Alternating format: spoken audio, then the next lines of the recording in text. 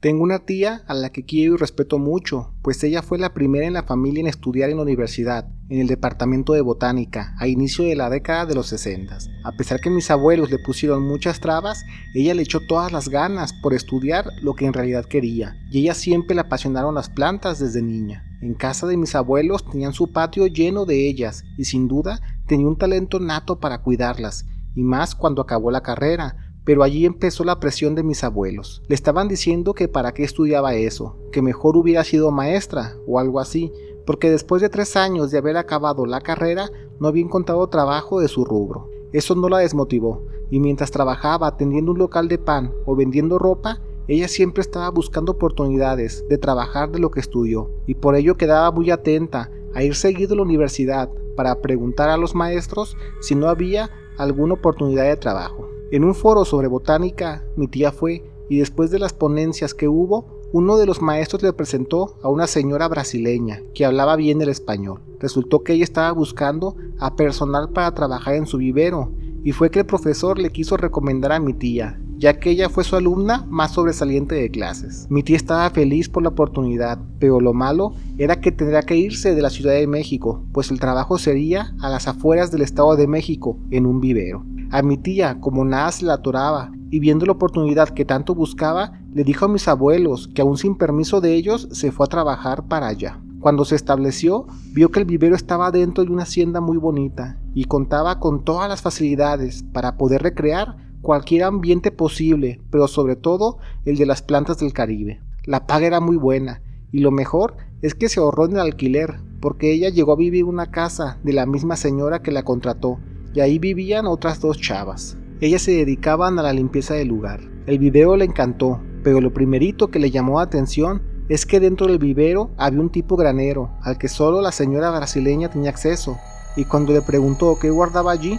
ella siempre le decía que químicos fertilizantes muy potentes y peligrosos. Después de los primeros 4 meses trabajando allí, una tarde mientras estaban migrando de macetas ciertas plantas de sol, vio llegar un convoy de carros al lugar, y de ellas bajaron una pareja de señores de dinero. Se notaba, porque hasta llegaron con guardaespaldas, y después de recibirlos les dieron un tour por el vivero, y aprovechando la oportunidad, mi tía les vendió un montón de plantas. Cuando ella ayudaba a los escoltas a subir todas las camionetas, se dio cuenta que la dueña del lugar entró con los 2 señores a ese granero, al que nadie tenía acceso. Pasaron 10 minutos, y cuando salen, la señora estaba llorando pero fuerte, mientras que el señor, quiero creer su esposo, le decía que se calmara, al igual que la patrona. Se subieron a su carro y se fueron. La patrona felicitó a mi tía por la venta, y cuando le preguntó quiénes eran esos señores y por qué salieron llorando del granero, la patrona solo le dijo que son gente extraña, que los ignore, que mientras ellos compren plantas exóticas hay que seguirles el juego. El tiempo pasó, y cada 3 o 4 semanas llegaba gente a comprar plantas, y de paso entraban al granero con la patrona, y aunque se moría de ganas mi tía de saber qué pasaba adentro, no decía nada porque no quería problemas. Mi tía ahorró un buen dinero, aparte que estaba fascinada por ver plantas de todas las partes del mundo, pero sobre todo trabajar de lo que la apasiona, y una tarde que les agarró la lluvia en el vivero, ella sacó varias plantas a que se mojaran con la misma lluvia. La señora le preguntó que por qué hacía eso, y ya mi tía le dijo que las plantas son seres salvajes, y aunque hayan nacido de una semilla dentro de un vivero, ellas disfrutan la lluvia natural, como si estuviera escrito en su ADN. Mi tía estaba empapada sacando las plantas. La señora se quedó callada un rato, pero después, igual, empapándose, se puso con ella a jalar las plantas a la lluvia y empezaron a oler lo fresco de ellas. Después de ello, la patrona le preguntó ¿por qué estudió botánica? Mi tía le dijo que ella siente que lo suyo no son las relaciones, pues los hombres no le atraen, las mujeres tampoco, y si algo la apasiona en esta vida son las plantas, porque a pesar que estamos compartiendo su mundo y acabando con ellas, las plantas siempre se abren camino. La señora le dijo que la entiende, pues algo similar le pasó, solo que ella está 100% segura de que la vegetación tiene inteligencia y razona, y para muestra le dice que vayan al granero para mostrarle algo.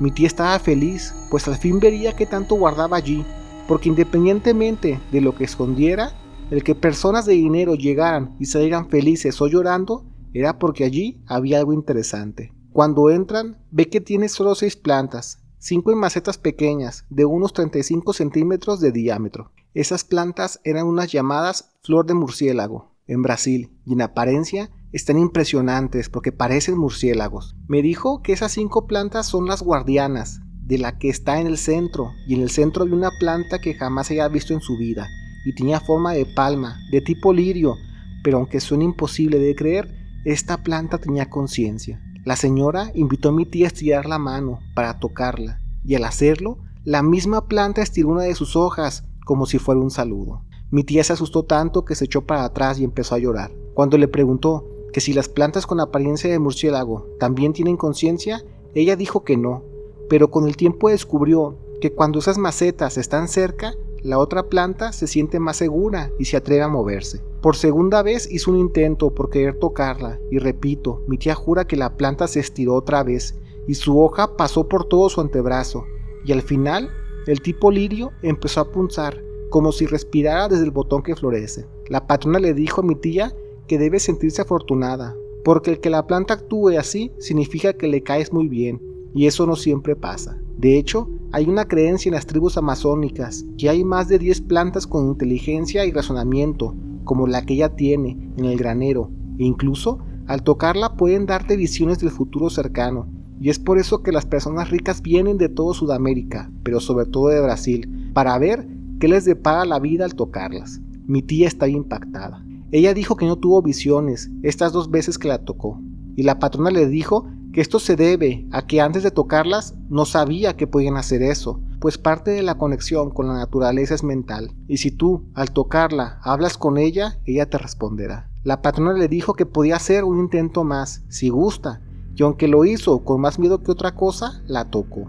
Allí fue que tuvo su primera y única visión con esta planta. La planta le mostró cómo su hermana daba luz a unas gemelas. Ella se quedó tan asustada y de nuevo se soltó a llorar. Fue mucho que procesar ese día, y ya ahora, por decisión propia, trató de mantenerse apartada de ese lugar.